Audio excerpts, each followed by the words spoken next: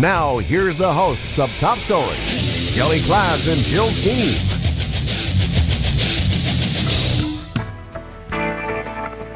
Well, Veterans Day would not be complete without a dedication to the U.S. military, for those who have served, those who are serving, for those who will serve, and for those who gave the ultimate price. God bless you all. Happy Veterans Day. Mm-hmm. Welcome to Top Story. 736-0300 is the number to call. And good morning, Jill. Good morning, Kelly. It is a chilly morning.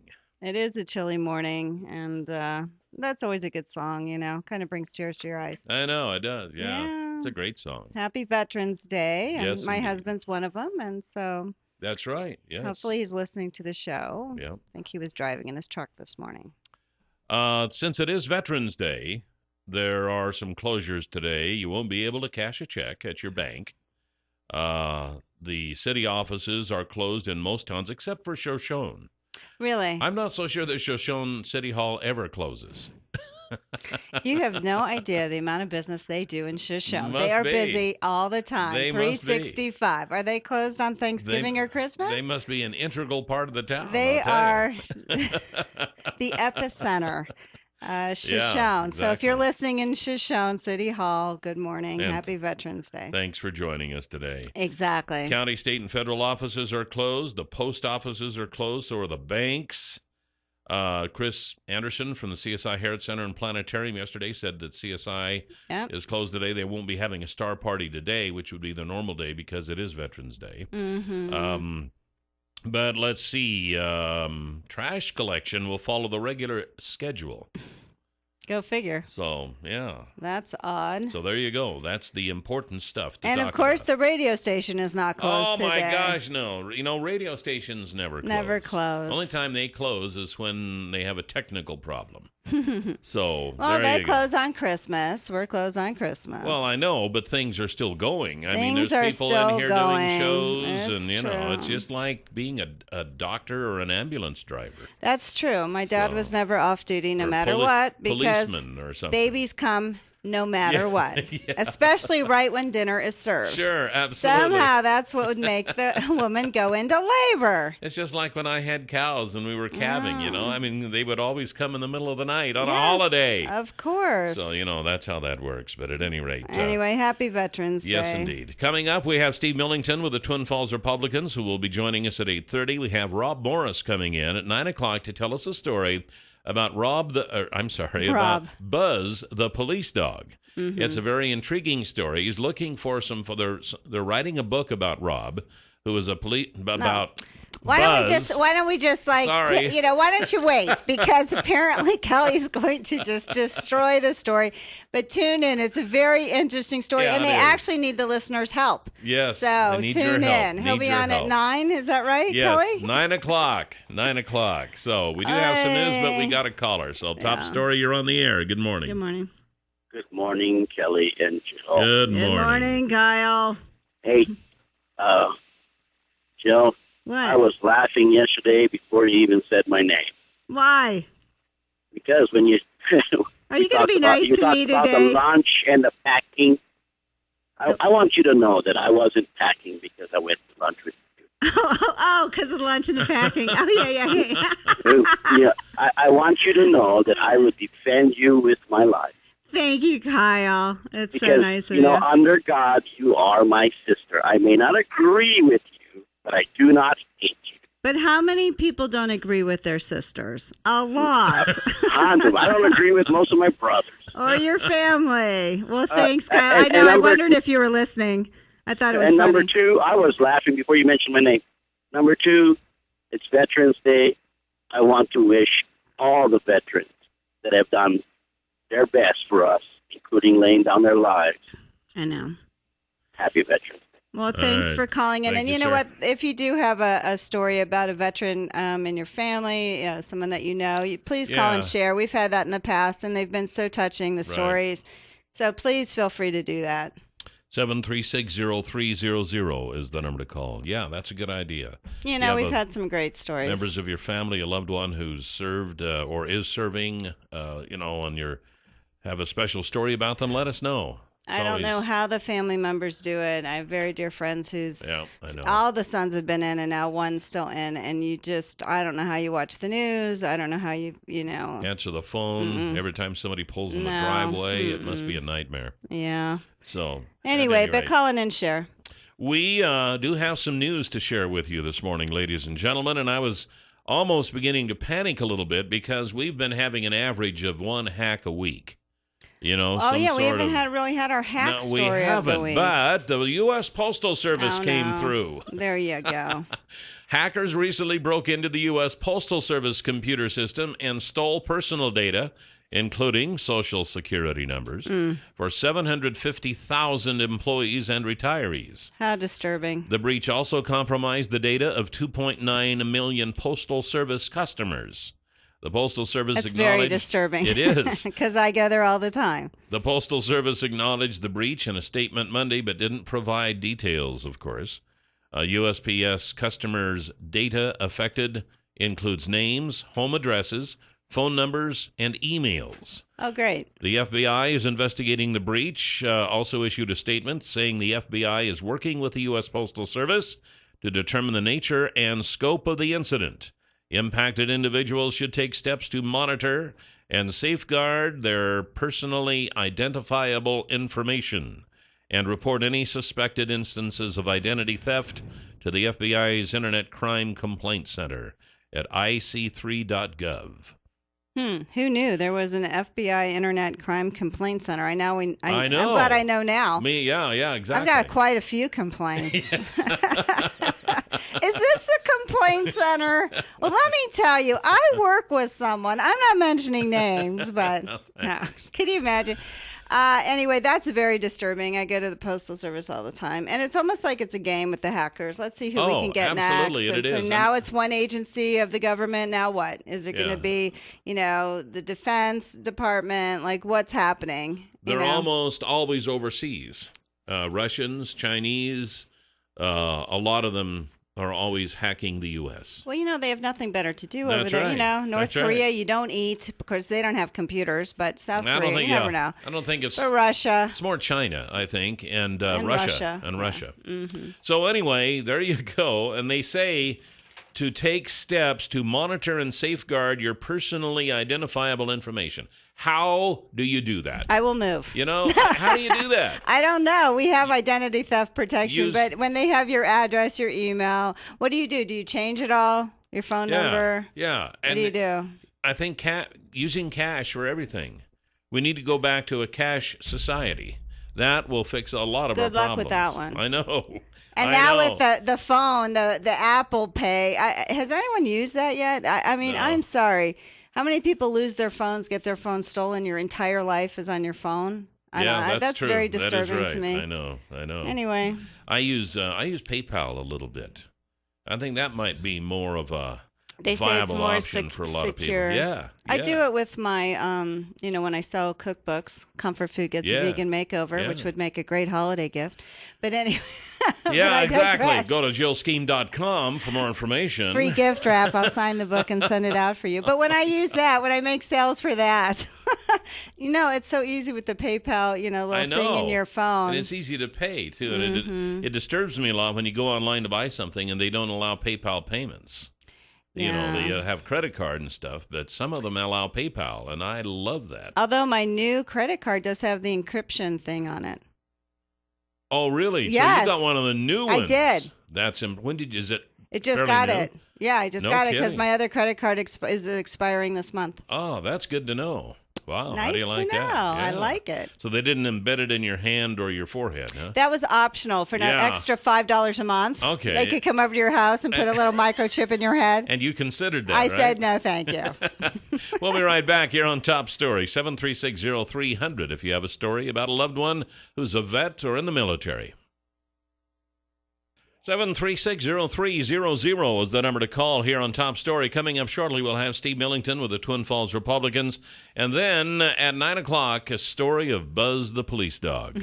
It's going to be a fun deal. Don't even go into any more detail. You've botched it so I know, much. but Enough said. We will need your help locating someone from long ago. Yeah, so listen up because they are looking for help. Yes. Also, the folks at Clearwater Power Equipment say if you're looking for help in cutting your firewood or raking your leaves or doing that kind of stuff, they've got Husqvarna and Echo chainsaws and leaf blowers. And they've got lawnmowers too, but lawnmowers are probably kind of taking a back seat right now because there won't be much more lawn mowing for a few months. But there will be wood cutting and leaf raking. Yes. And nobody rakes leaves, and let me put it this way. Nobody should rake leaves with a rake. That's the old yesterday way of doing it. Now it's the leaf blower. And you can get it at Clearwater Power Equipment. They're in Twin Falls now at 252 Washington Street, 734-7767.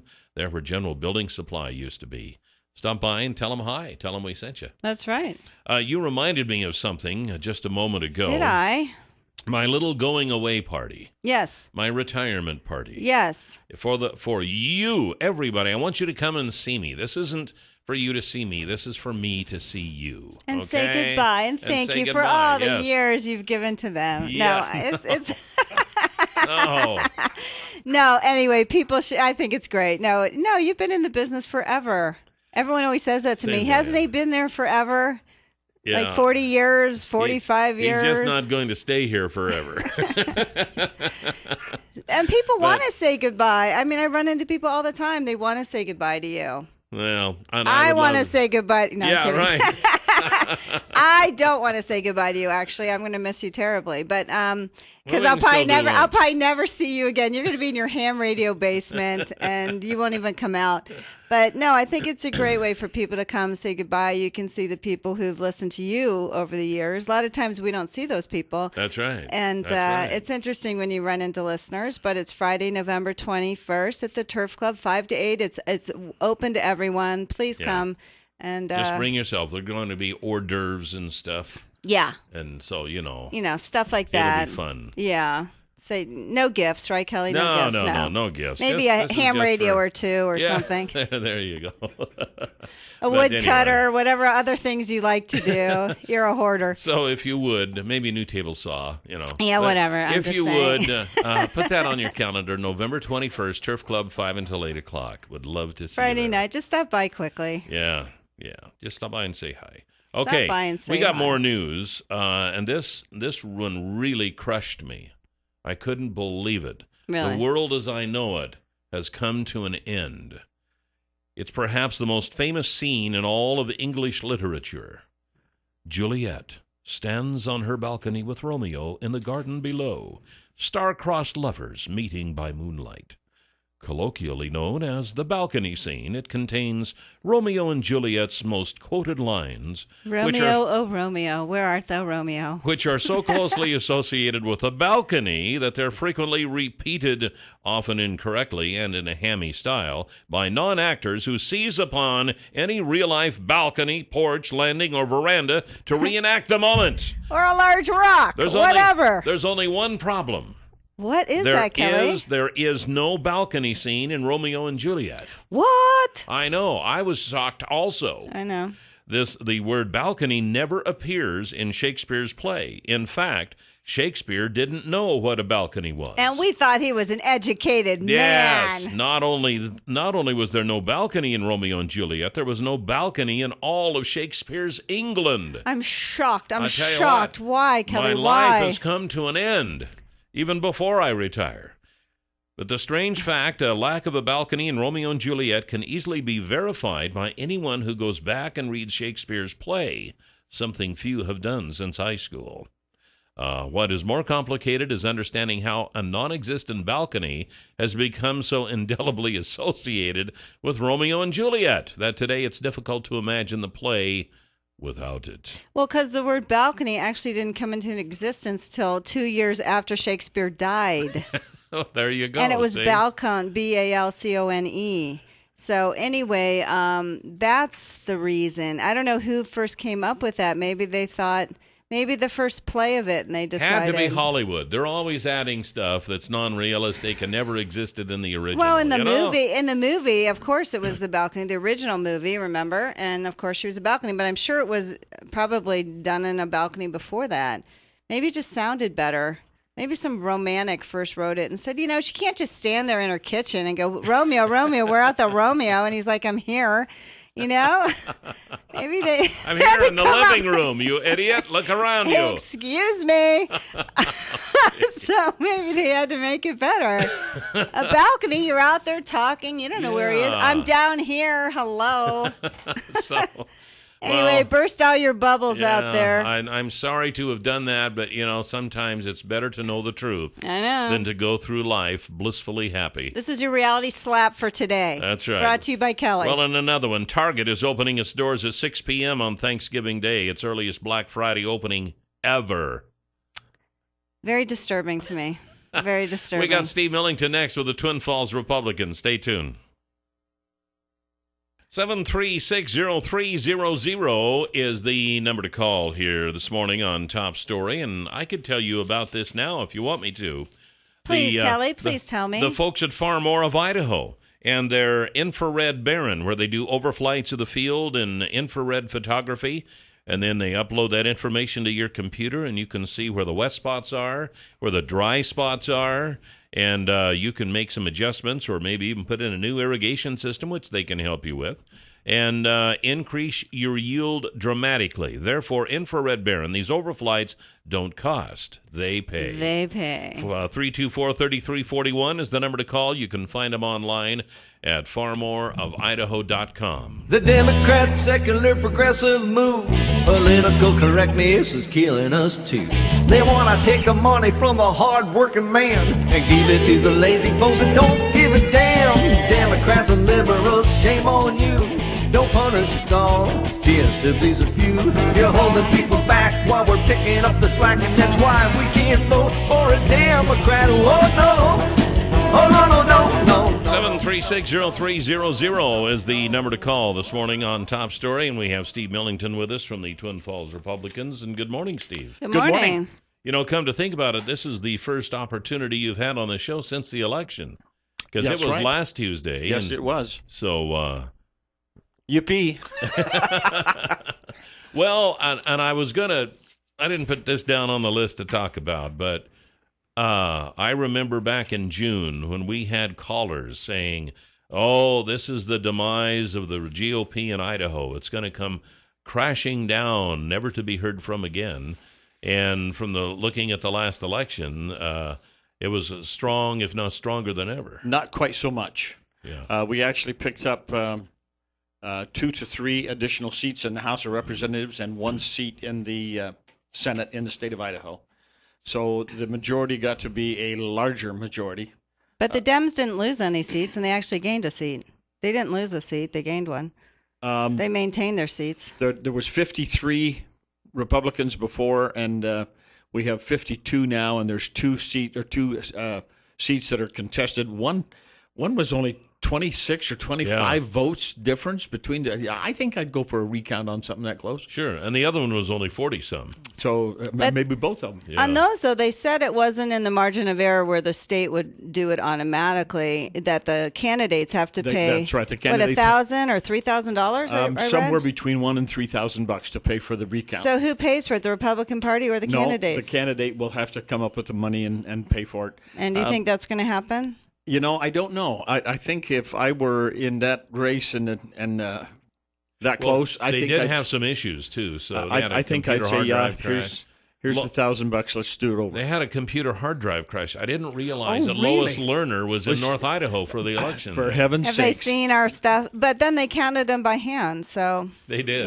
Well, and it wasn't like they stopped the process. I mean, it just stopped and they continued to count. I think it's because of that they are considering the recount. That's because right. It was just kind of unusual. Because they don't know how to count Northern Idaho. That could be true too. Like we can only count to 10. Yeah. Well, maybe 20. Oh, that was awful. Take your shoes off. I didn't say that. You did too. No, I didn't say that. Oh, man. Everything was just a joke. Sorry. Go on.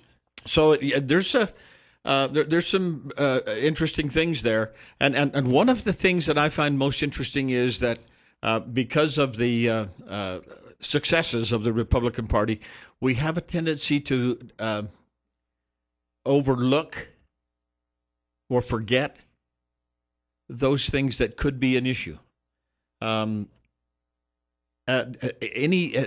just use athletics for a moment. Any good team, they need to have a good whipping once in a while, and that brings them back to reality and says, okay, here's the things that we need to do, and here's what we have to perform in an excellent manner, or we're not going to win.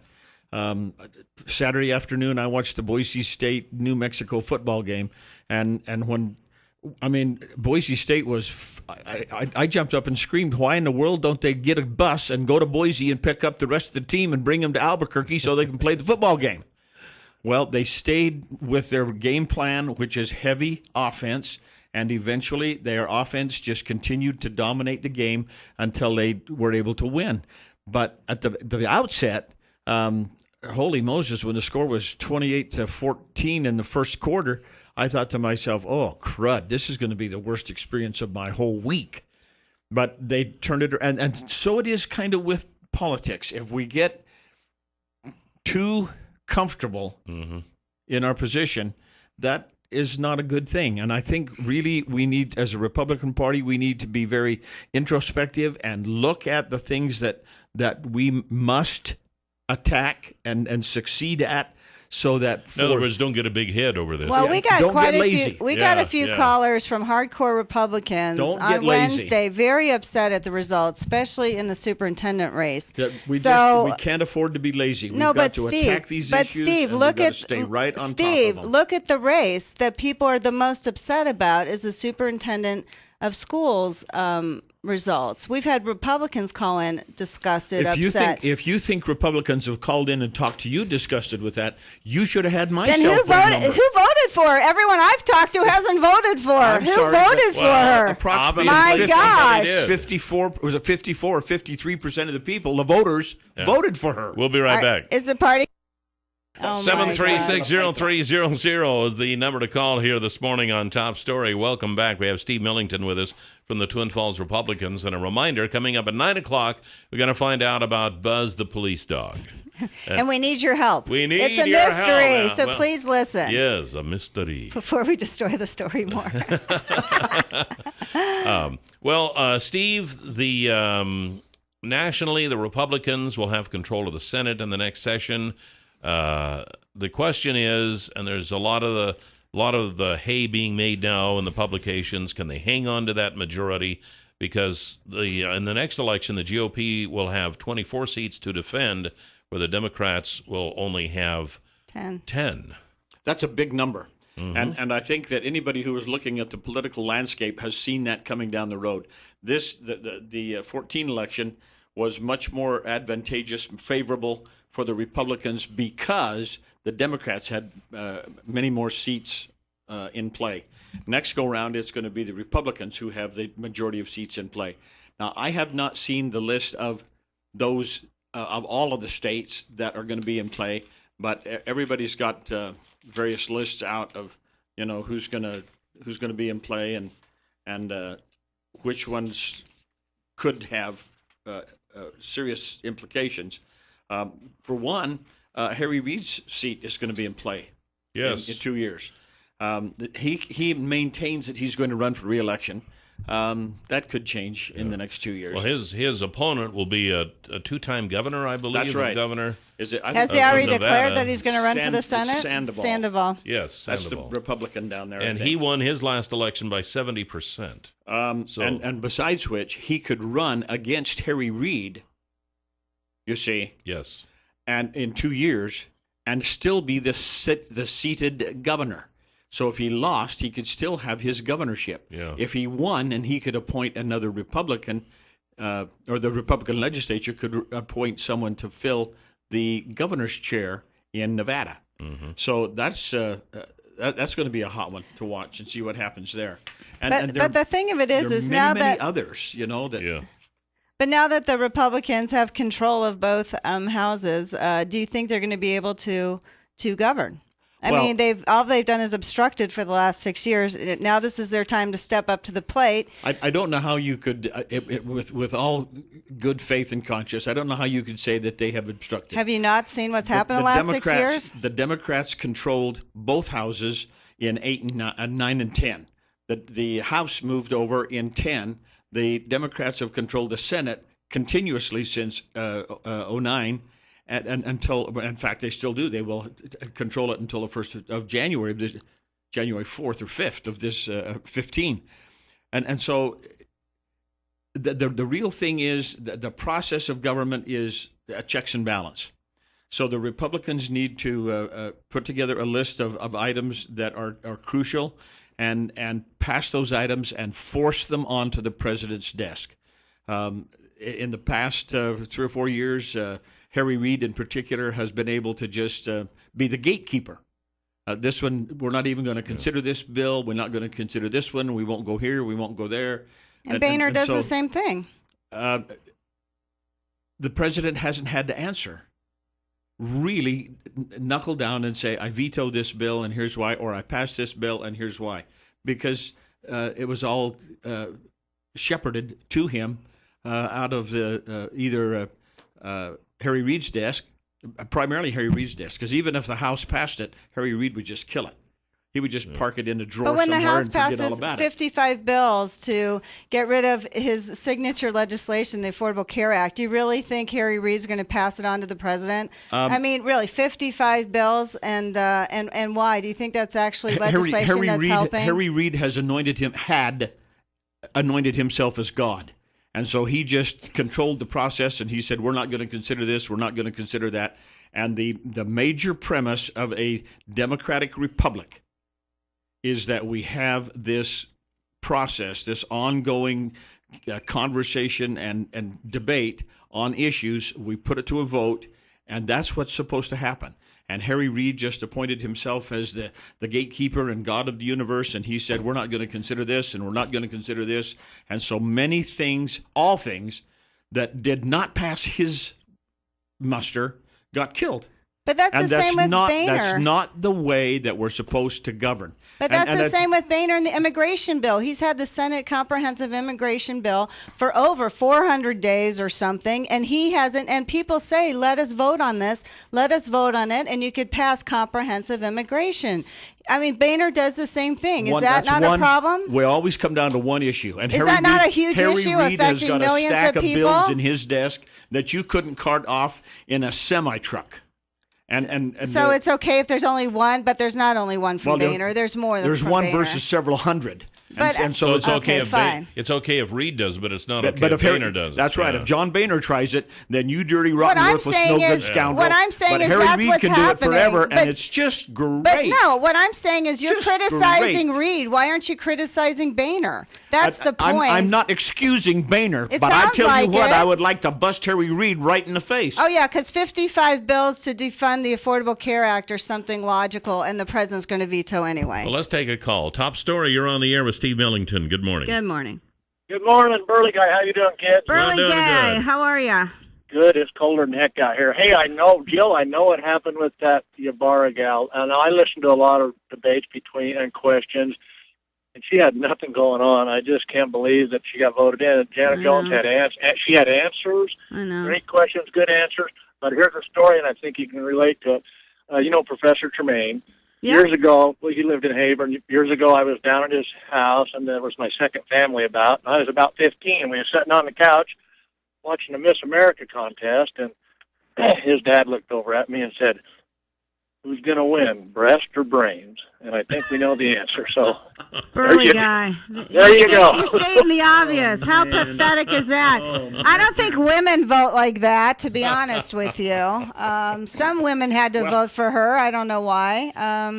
Yeah, well, actually, at one of the debates, I heard someone over my show. You were at that debate. I heard someone say, sounds like she's running for Miss Idaho. I thought, oh, great candidate. All right. Any comment to that, Steve? Nope. Okay, we'll move on to the next call here. Whoops, I guess we won't take that one. Yeah, how about this one here? Top story, you're on the air with Steve Millington. Good morning. Good morning, Steve. Hey there, how you doing? I have been looking everywhere to find some Bumper stickers. Have you got any clue where I could find some? I do not. You know, we didn't have a lot of bumper stickers printed even during the campaign process. For one thing, the newer cars don't have bumpers. They have molded, whatever you call it, at the back of the car. We don't have bumpers much anymore. Now, Well, you can put it on the glass.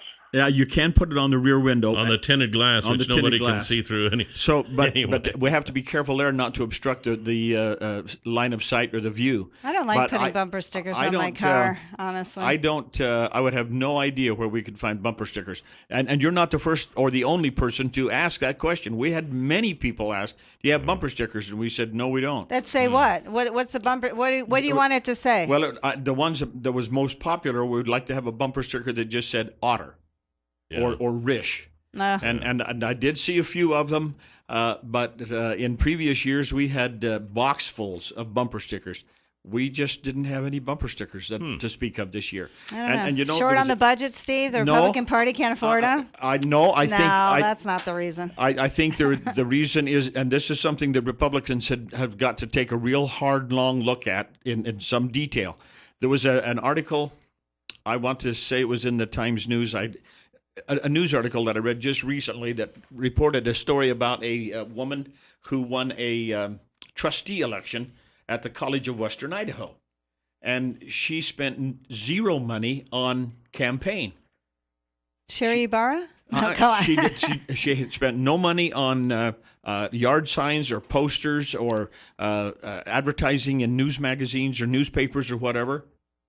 She focused almost and exclusively on social media.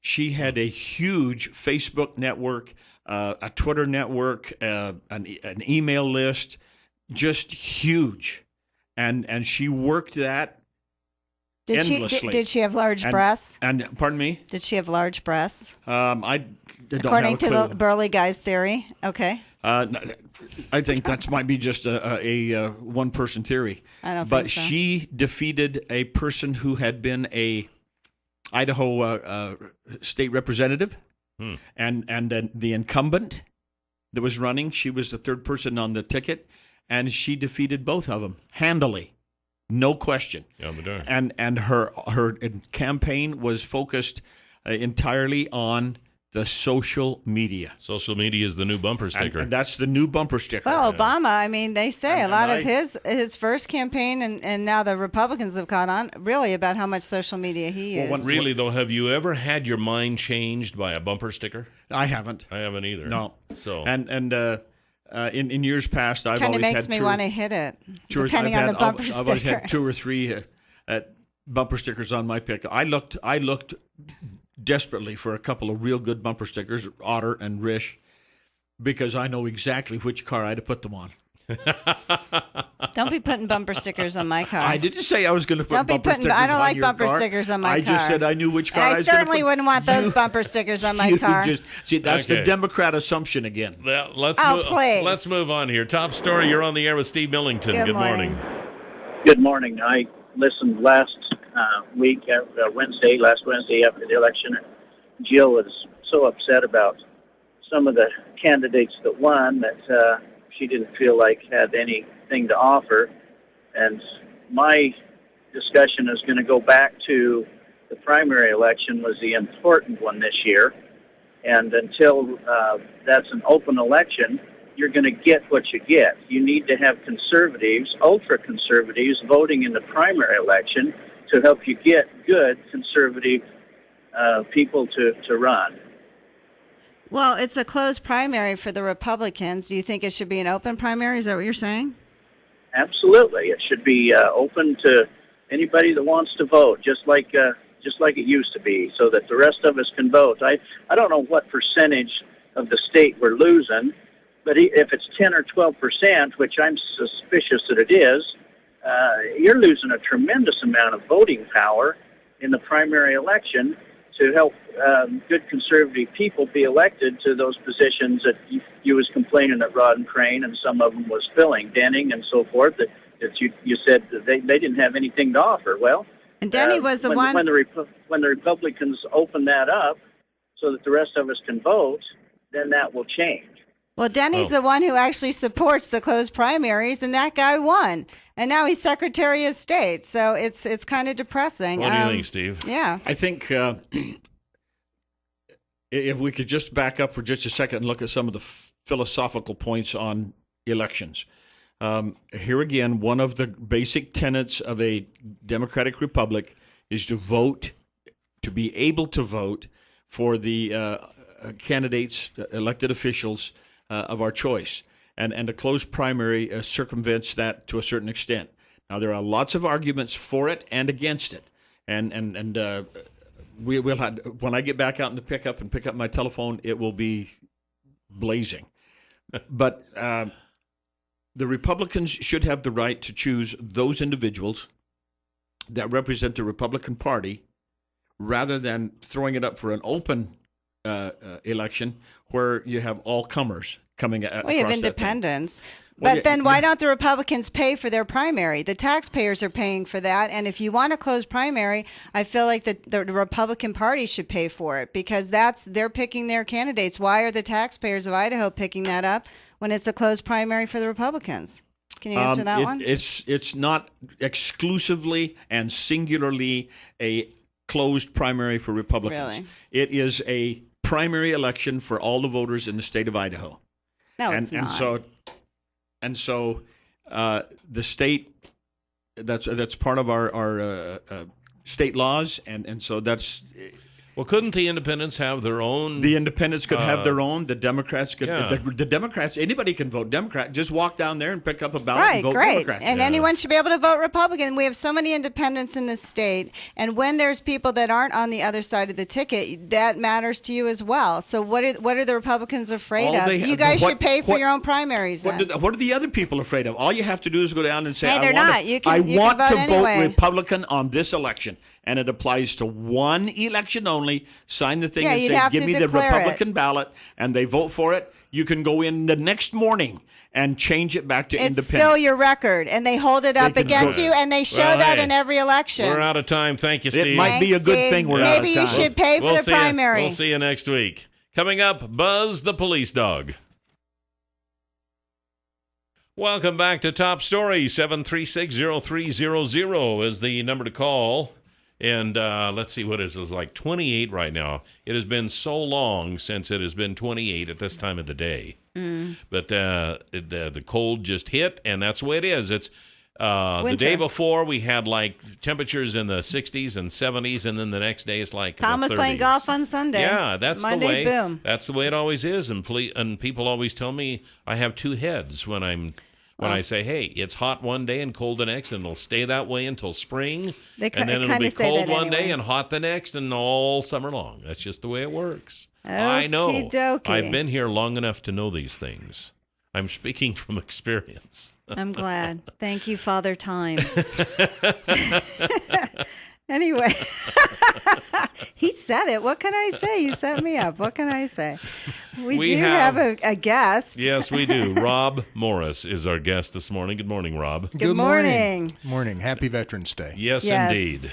And now, okay, so you're kind of you're an author. I don't know. You've written articles and. I would say I do a bit of writing. Give us a little bit of your background, Rob, maybe, and then people will get a feel for you. Well, I've been published in Idaho Wildlife, which was a fish and game magazine, it's now defunct.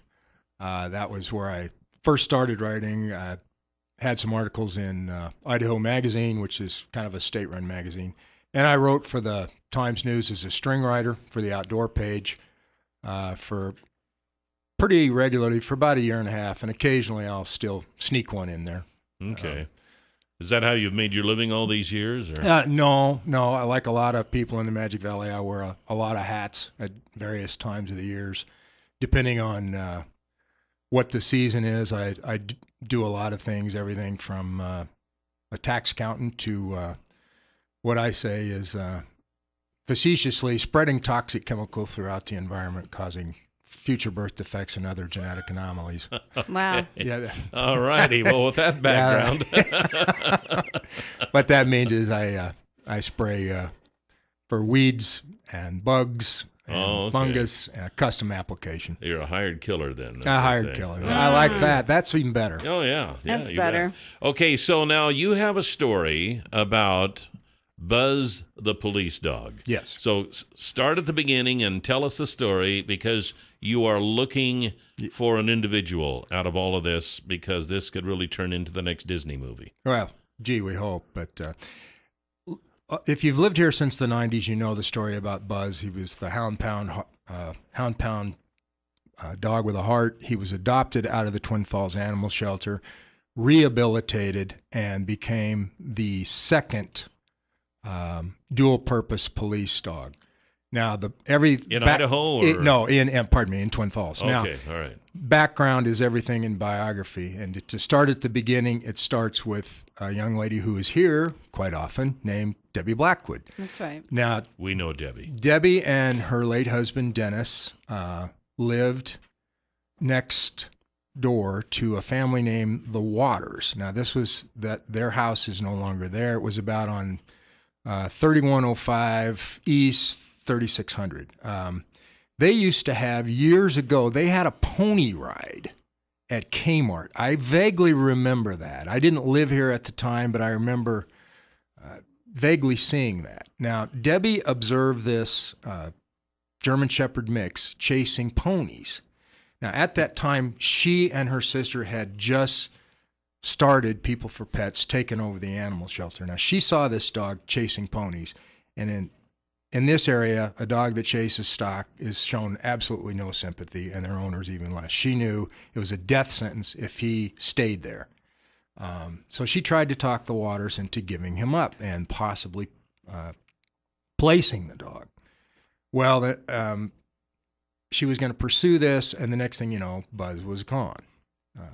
We surmised that the Waters must have given Buzz to someone. Mm-hmm. Now, in the meantime, in 1991, the city of Twin Falls had a drug dog that they bought. I believe the dog was originally from Holland. It was Sergeant Mike Covington's dog. His name was Joe Lee. He was drug dog only. He was trained in patrol work also, but there's a certification process from post, police officer standards and training. He was just a drug dog. You have a couple of young officers, particularly one in particular, both came on in 92, and that young officer's name was Tim Green, Officer Tim Green, who's now a police captain in Jerome. He still is, a canine trainer and handler, a craft that he acquired in the Air Force. And he came on, and they were just kind of starting to warm up to the idea of, gee, it would be nice for officer safety to have a couple of fully trained patrol and drug dogs. Whether it was resistance or I've been told, no, it wasn't resistance. The resistance is dogs cost money, but what really costs money is the training and the handling, and you have to pay the officer. The dog works for free. Yeah. The police officer they doesn't. really need a union or something, don't they? Poor dogs. These officers want to be paid. So, well, to make a long story short, Tim went ahead and, Captain Tim, we'll call it. He went to San Antonio to Lackland Air Force Base and got a Belgian Malinois that didn't quite make military standards. And that was the first, trained him up. He was reimbursed by the city. Trained him up, and that was Dolph. That was the first dual-purpose patrol and drug dog. He got the approval through the city council. Tom Courtney at the time said, okay, get 3 more or 4 more. Get some more. It was at least 3. But as of naturally, money is limited, and they had put the word out to the animal shelter. At that time, I believe Lori Olmsted and Debbie. Debbie was the animal control officer, and I believe at that time her sister was the director. Well, lo and behold, during all this time, the Twin Falls police are well aware of an individual who has a dog that is extremely vicious. We surmise he was a stash dog. He was well known being the target of several drug investigations. Well, apparently this dog that this individual owned had bitten a little girl. By law, the city has to come and get that dog. Right. Well, thank God it was Debbie Blackwood, because that dog turned out to be Buzz. And had it not been Debbie Blackwood, that dog probably would have been shot, because What kind of dog was Buzz? Buzz was half Akita, half German Shepherd. Okay. When Debbie went to this individual's house, she saw it was Buzz, and she knew the dog. Now, Andy Johnson, who was the handler, told me that Buzz was code 4, meaning fine with women, but he hated men and hated uniforms. So And Buzz Debbie, had good instincts. yeah. Ooh. Wow. So Debbie, but she remembered him from chasing the ponies. and Buzz remembered her Mm-hmm. because apparently she lived very close to the waters. Well, she told me that Buzz had a look in his eyes like, "Get me out of here." Aw. But she loaded the dog without incident. Now, in the meantime, she lets Tim and Andy know, "I have a dog for you." Tim's exact words, or something very close to the effect, was when he saw Buzz, who was cowering in a corner, snarling, Aw. and the exact words of Andy's words was, he was as vicious as a cornered raccoon. Tim said, "You have to give me something to work with, Andy." Well, Andy didn't give up. He had a security job at the hospital and had gotten, it was banquet season. So I'm surmising, near as I can tell, that this would have been in the fall of, I believe, 1993. He essentially befriended the dog. Every time he would come in, he would tell him, "Good boy," throw him a prime rib scrap. He would snarl a little less. Eventually, over a course of about a day, he was able to actually approach the dog. And so afterwards, it was nothing. For 3 months, it was nothing but rehabilitation, play therapy, make friends. Well, this is where the real story comes in. So the rehabilitation worked. Tim and Andy were able to train the dog up, get him certified in both patrol and drug detection. And it was shortly after. Now, I think it was 1994. There's some tolerances here because it's been 20 years and people's memories are getting fuzzy. One thing we do know for sure, it was a Idaho State Police investigation. Their officer, Andy Johnson, was called to 1206 North Elm Circle in Twin Falls. That is where he found Buzz's former owner in handcuffs on the floor, or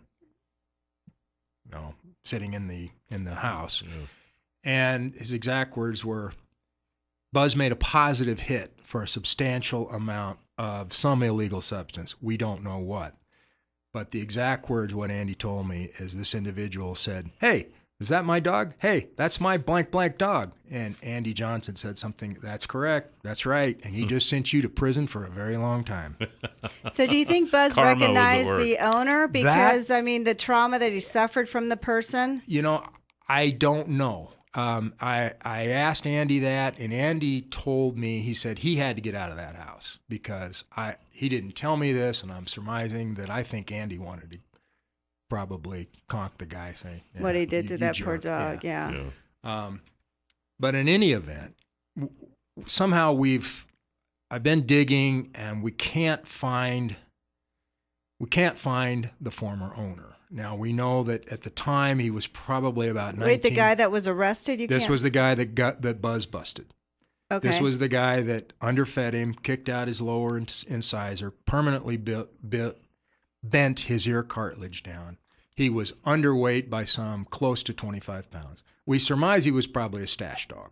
Now, what does a stash dog mean? That essentially, you make this dog mean, and you either put your drugs or your money underneath the doghouse or wherever the dog I see. Okay. And that's... Yeah, okay.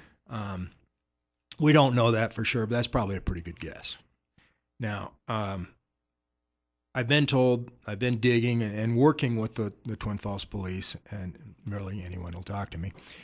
And he finally, it was Captain Matt Hicks said, without a name, we're dead in the water. We've got to have a name. Now, there's somebody out there that possibly a retired member of law enforcement, possibly someone else, maybe somebody who knew the waters and said, yeah, I remember that dog, and I remember the guy that they gave him to, that might remember this guy's name. We know that he was tall at the time.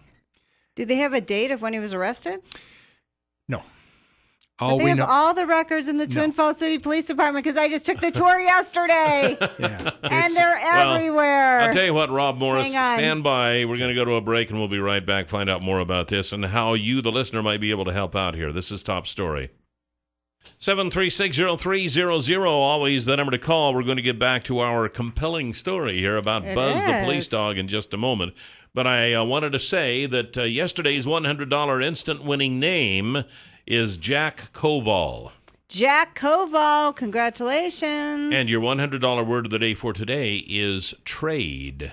Trade. Trade. Trade. At our website at newsradio1310.com, you'll find a link, says word of the day. Click on that and type in trade. And then listen tomorrow. If you hear your name tomorrow and you played the word today, you win $100. There you go. So Rob Morris telling us this story about Buzz the police dog. So you are looking, to simply put it, you are looking for the former owner who was not real nice to the dog. Correct. Now, what we know about this, Debbie Blackwood has probably been the most helpful because she saw the guy when she went to pick up Buzz after the bite. She told me he was tall, about 6 feet, possibly a little taller. He was very slender, very thin, and his name started with an M or an N, and he looked... His first or last name? Last name. Okay. Last name, pardon. Okay. Good point. And he was Asian or Hispanic or possibly a blend thereof. That's pretty much all we have to go on. I was given a name by a retired member of law enforcement when I first started this project about a year, and I very quickly determined it wasn't him. And he was arrested in Twin? In Twin Falls. And we have the address. Do you want to give the address out? I did. It's 1206 North Elm Circle. I found out who would have owned that house. We surmised that this was about early fall 1994. I found out the owner who should have owned the house due to the records. I wrote him a return receipt letter telling him who I was, what I was after. Wasn't after him, just wanted to know if perhaps he remembered a tenant. I got no response. Big surprise there. Could that have been the guy that you wrote the letter to? I asked, it seemed odd to me that somebody's in your house and selling drugs and you don't know anything about it, but apparently law enforcement has told me it's entirely possible. Yeah. And that they don't inform the property owner that, hey, because they want to know if indeed the property owner knows something about it and could possibly be in on it.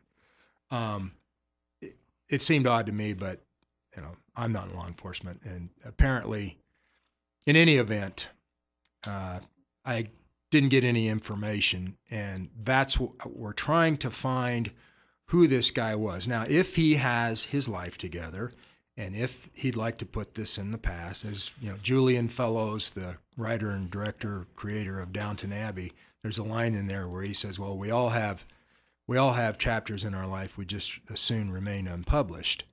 If he has his life together, I'll change his name. So what do you want to do with this story? Well, write a book. I want to tell the story. You don't need his name for that. I mean, you could certainly surmise what happened. Well, we do, as far as we do need the name to get the police records. We do need the name to know how many years he did, how many years Buzz sent him up for. And also, I think there's a story. I would very much like to talk to this individual because I'm going to surmise that his life wasn't leave it to Beaver. I think he's got a story too. When you're arrested for drugs and but you were saying too that you kind of had the possible publishers. That's right. Wanted this information as proof that this was really a true story. I had a couple of people, let's just say, that they said one told me flat out, "You're making this up." Oh, really? Yeah, he said, "You're making this up. This isn't, why don't you write fiction? Because that's what you're telling me." Where was he from? California. It's like, have you ever lived in Idaho? There's a lot of stuff we can't make up that's stranger than fiction. I didn't think of that. I know. What, are you kidding me? And then I've also been told, well, we'll just fictionalize it. And my reply to that is, why fictionalize it when it's true? If you could find it, yeah. And if it's a true story, if it's a true story, you need dates, you need times. Yeah, it's true. You need to be able to prove it. And I think essentially it got down to, okay, you want to prove it. And so after essentially bugging law enforcement, more or less told, hey, without a name, we're dead in the water. And they can't even, not even by year, not by date, nothing.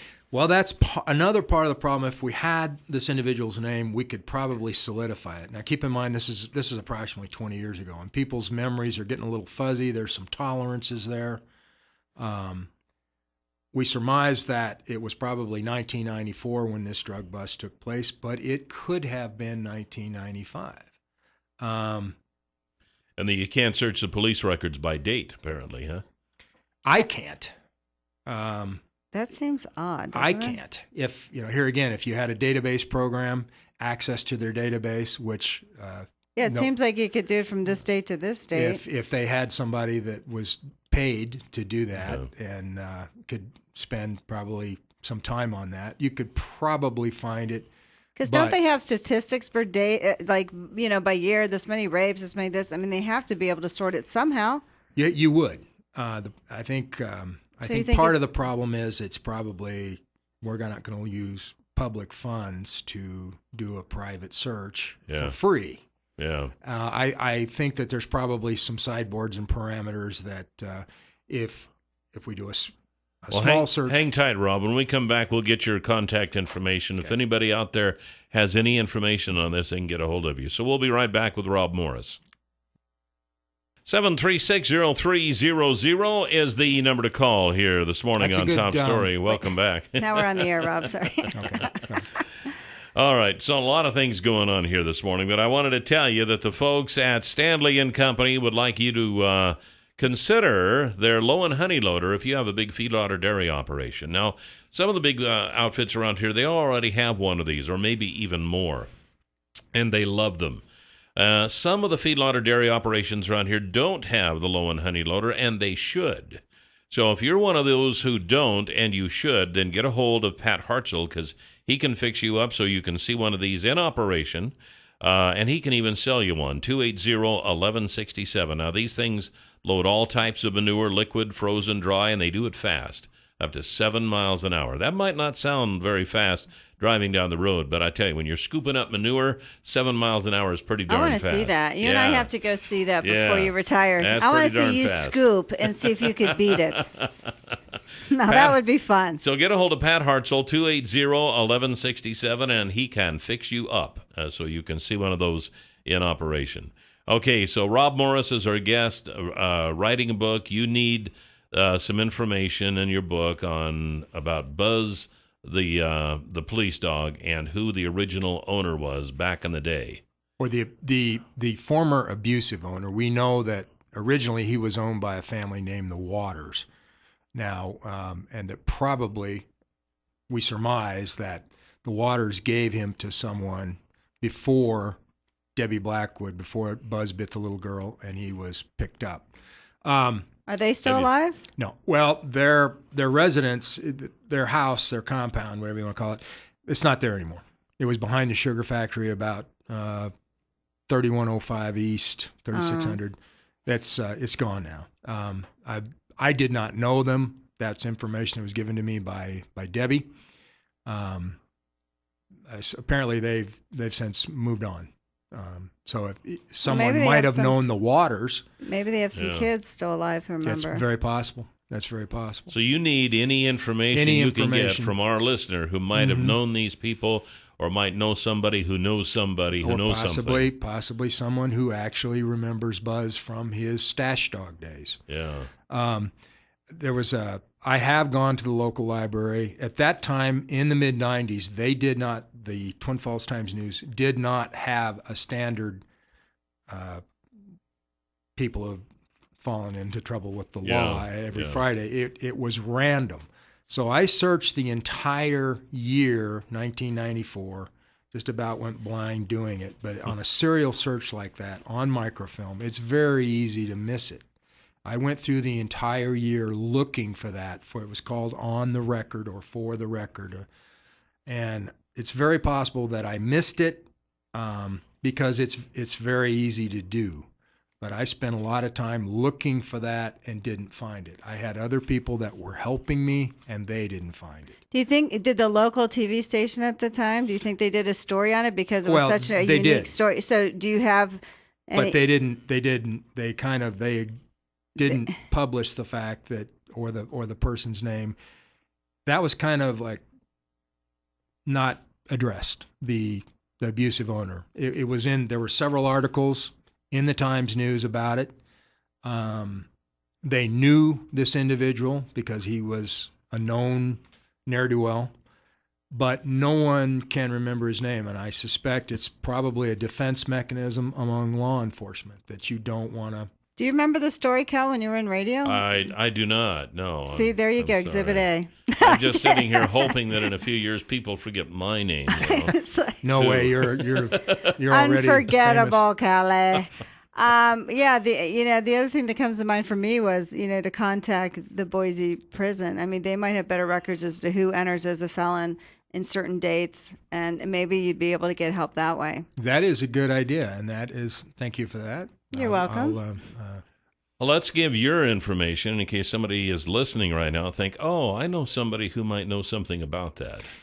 My email is Morris, MORRISRC, that's all one word, all lowercase, at Filertel, just like the town of Filer.com. Filertel. Yes, and not Flyertel. And you're not from the town of Flyer. Filertel, yeah. What is Filer? What is that? I'll give out my cell phone number. It's 308-0565. If somebody has some information that where they possibly knew the waters, knew who this individual might have been, or here again, we know that the guy at least 20 years ago was about 6 feet. He was tall, he was slender, and his last name started with an M or an N, and it had a lot of vowels in it.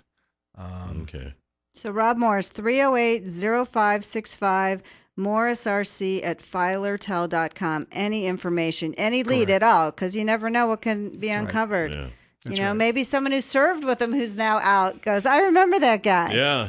Anyone, seriously, why not? Well, Rob, this is interesting. Keep us up to date and let us know how Please this turns out. let us know. We'd Thank you. that. Thank you. And this is Top Story on News Radio 1310 KLIX. 736-0300 is the number to call here this morning on Top Story. Welcome back. That's an interesting story. Yeah.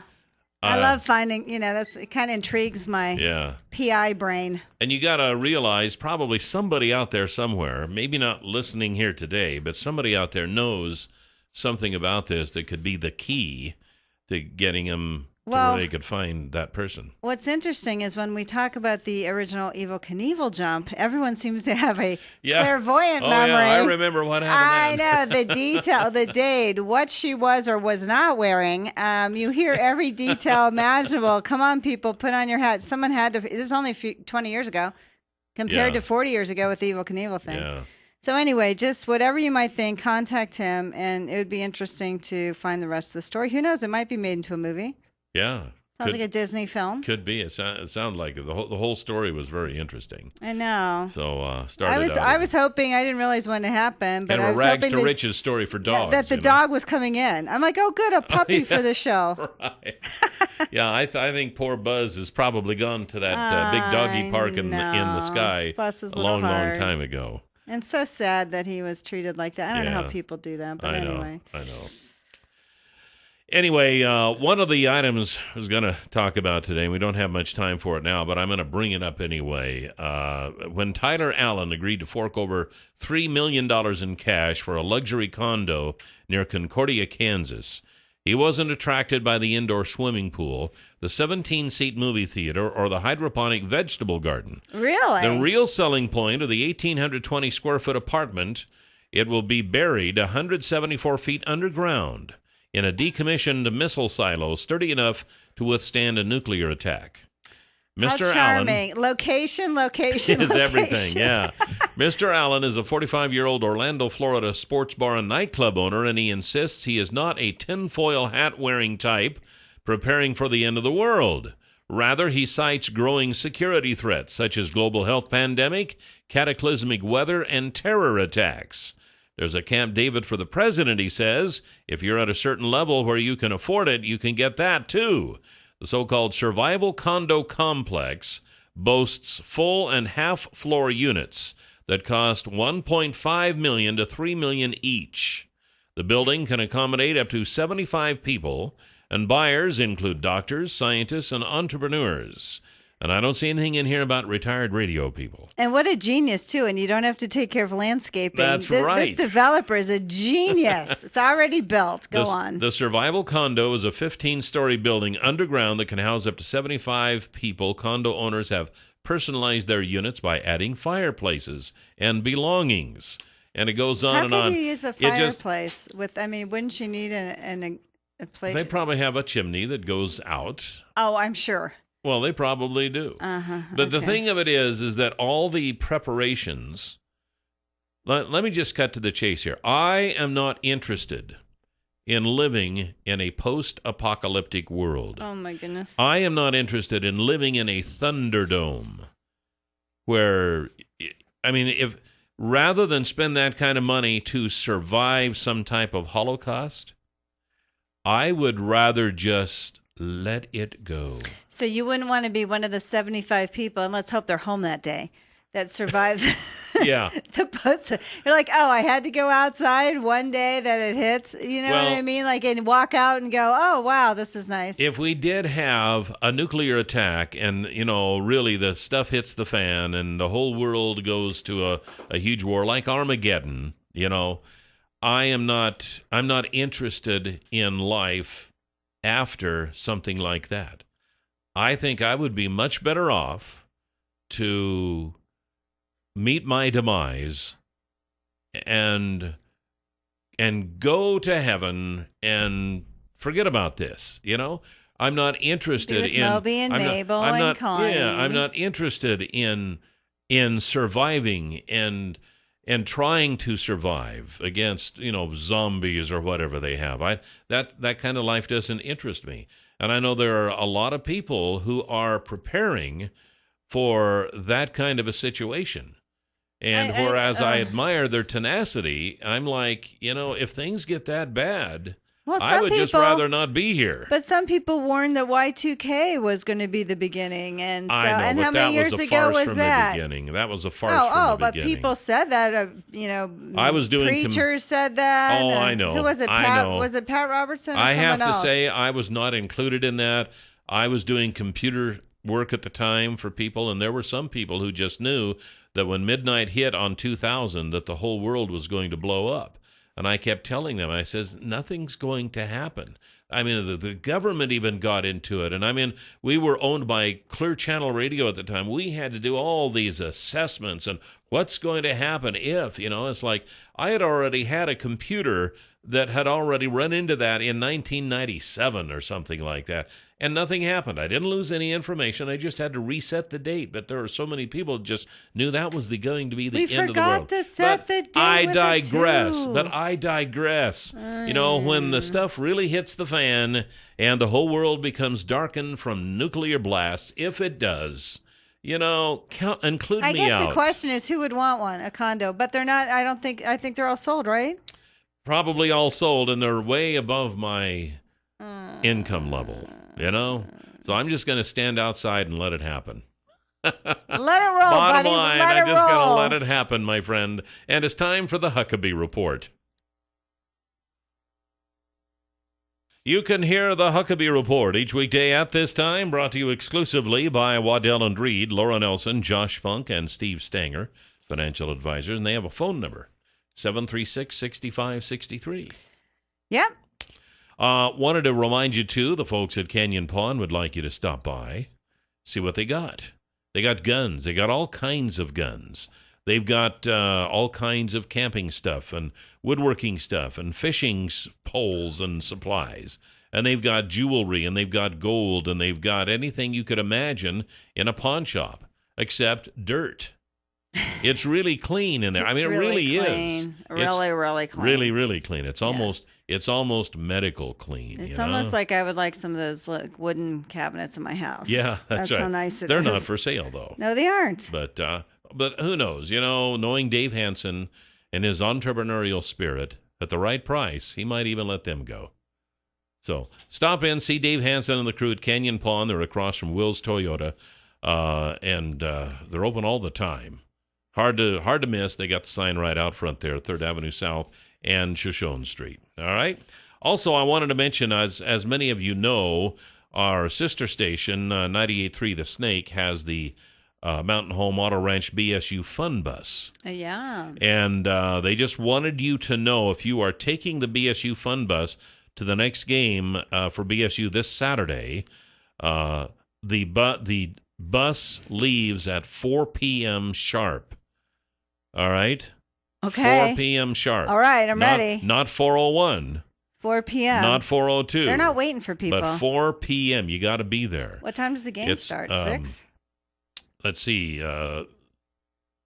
8:15 looks like.